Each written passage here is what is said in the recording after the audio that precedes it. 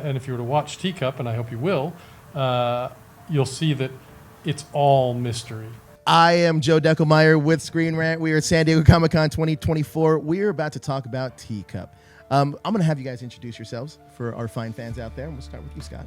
Scott Speedman. I play James in Teacup. I'm Ian McCulloch. I'm the creator and showrunner of Teacup. Chaske Spencer. I play Ruben. Awesome. Well, Ian, we're going to start with you. What has this adaptation process been like for you, bringing Teacup to life? The adaptation process was interesting because James Wan's company, Atomic Monster, came to me and they asked if I'd be interested in adapting this book, Stinger.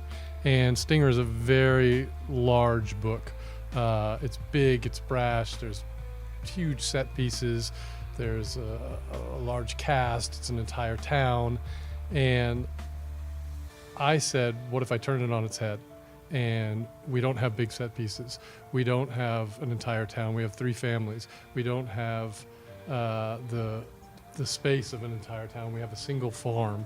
And we basically take the whole thing and turn it down to a simmer and then bring it back up to a boil, but on a very personal and grounded level, instead of it being a big spectacle. I'm glad you added that. You're turning it back up. Yeah. You know, after turning it down. Yeah. We're just going to keep it down. It was really and then we put it excited, in the fridge. but then we just brought it way down. Now, Scott and Chaske, talk to me about a little bit about your characters and how they kind of fit into the family dynamic. Well, I play the father who, when we meet James, he is, has betrayed his family, he's betrayed his wife. I don't want to get into who and what and how, but that's a really interesting way to start a character. I was really excited about that and to jump into the story that way. And me and Chaske have this very specific dynamic where we've been friends and friendly, and I betrayed him as well. So it's really interesting to have to jump into this, the external forces that come down into the story, and then we're forced to sort of trust each other as we go. Awesome. Yeah, I think Ruben is just dealing with the repercussions of that situation, and it's what I loved about the character is just the drama with that, and trying to find those little points to correlate with you and the character, and I always love that. That's the best part about acting. So, yeah. And then the character, I don't reveal too much, but there's a lot of drama, there's a lot of intrigue, and it's great. That's incredible. Now, Ian, can you talk to me about the collaboration process, if at all, with James Wan working on the show? The collaboration collaborating with James Wan and with Atomic Monster was far none the best experience I've had with executive producers on a show, because they trusted me. And they would come in and they would offer their thoughts, their notes, but they trusted me to make the show that I wanted to make. They trusted the vision that I had, and that is not something that happens a lot.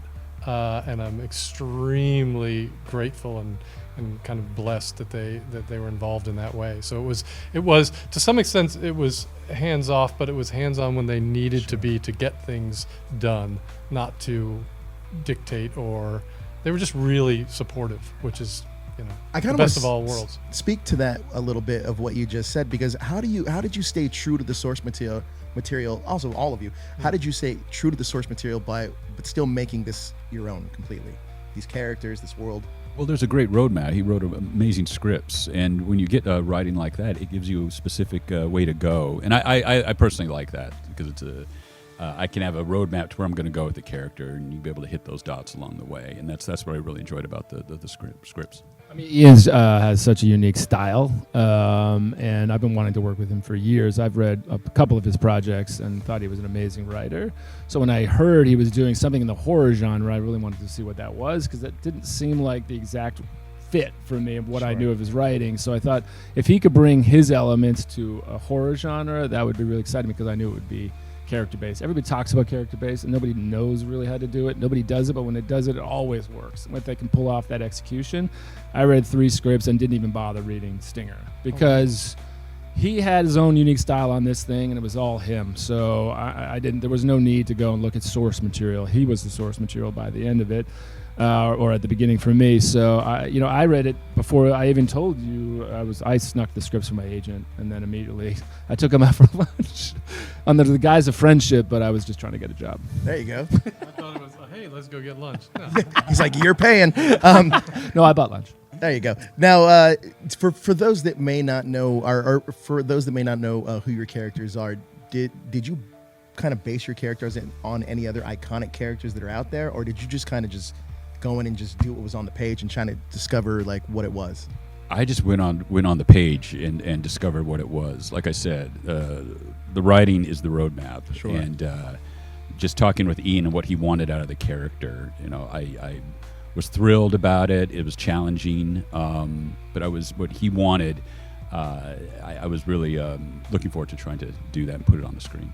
I mean, for me, this felt really director-proof in a way. Like all the writing was right there. It was right there. The tone, the feel, everything. The characters were right there. I knew they would be, but when I read it, it just kind of popped off the page. The character was right there. I mean, I knew immediately when I read it, I could bring something unique to it. I didn't really base it on anybody or anything. I just knew that if you kind of dove into the circumstances, you were going to be fine. Now, switching gears for a second, Chaske, I got to ask you this because we spoke at Echo, and I was a big fan of that show. And we're here at Comic-Con. Thank you. I mean, we're Comic-Con, superheroes, it all goes hand in hand.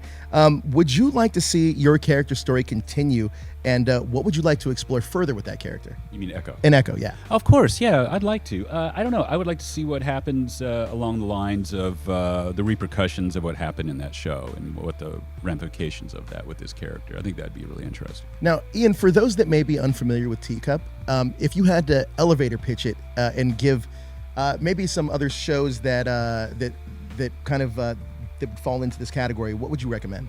I have to pitch it. You don't have to pitch it to me. No, you didn't have to pitch it to me. It's already done. Yeah, pretend I'm the studio exec. If you were to say like what shows were touchstones before it became its own thing, I would say something along the lines of Lost and The Leftovers. There's a mystery element. You were talking before about staying true to the book. Sure. And adapting. And the thing that I found interesting about this adaptation was the book exists. You can go read the book and you know what happens. So my job was, to my mind, how do I subvert that? How do I make it so that you don't know what's going to happen next? And that, and if you were to watch Teacup, and I hope you will, you'll see that it's all mystery. It's all, and we solve those mysteries. We don't leave you hanging, so yeah, mystery. I don't know, mystery shows. A little Sesame Street in there. No, I'm joking. Sesame Street. A lot of Muppet Show. No. Well, no. that's absolutely incredible, and those are great shows to cite, and I'm really excited about it. So thank you guys so much for stopping by. Thank you. And enjoy Comic-Con 2024.